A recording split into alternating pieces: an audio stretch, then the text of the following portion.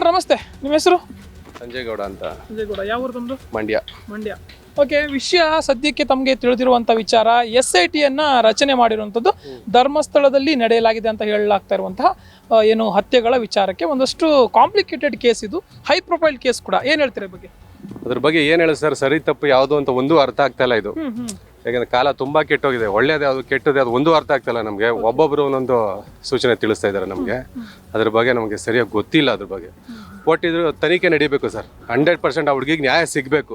ಅವ್ರು ದೊಡ್ಡವರೇ ಆಗಲಿ ಯಾರೇ ಆಗಲಿ, ಇದ್ರ ಬಗ್ಗೆ ಖಂಡಿತವಾಗ್ಲೂ ನ್ಯಾಯ ಸಿಗಬೇಕು. ಓಕೆ, ಅಲ್ಲ ಇಷ್ಟು ಏನೋ ಒಂದು 3-4 ದಶಕಗಳಿಂದ ಆಗ್ತಾ ಇರುವಂತಹ ವಿಚಾರ, ಇದು ಸತ್ಯ ಹೊರಗೆ ಬರಲಿ ಅನ್ನುವಂಥದ್ದು ಎಲ್ಲರ ಆಶಯ ಕೂಡ.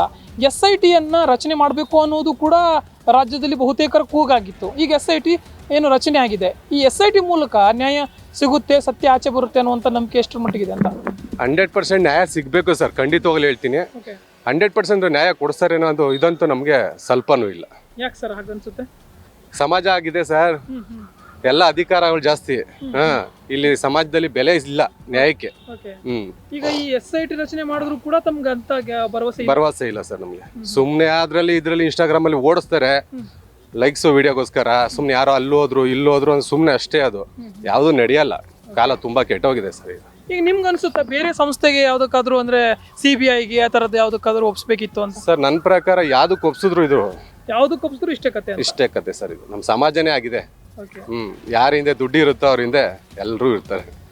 ಬಡವರಿಗೆ ಕಾಲ ಇಲ್ಲ ಇವಾಗ. ಸುಮ್ಮನೆ 4 ದಿನ ಇನ್ಸ್ಟಾಗ್ರಾಮಲ್ಲಿ ಫೇಸ್ಬುಕ್ಕಲ್ಲಿ ಓಡಿಸೋದು. ಈಗ ನೋಡಿ, ಇನ್ನೂ ಸ್ವಲ್ಪ ದಿನ ಬಿಟ್ಟು ತಣ್ಣಗಾಗೋಯ್ತದೆ, ಅದ್ರ ಬಗ್ಗೆ ಮಾತಾಡೋರು ಇರಲ್ಲ.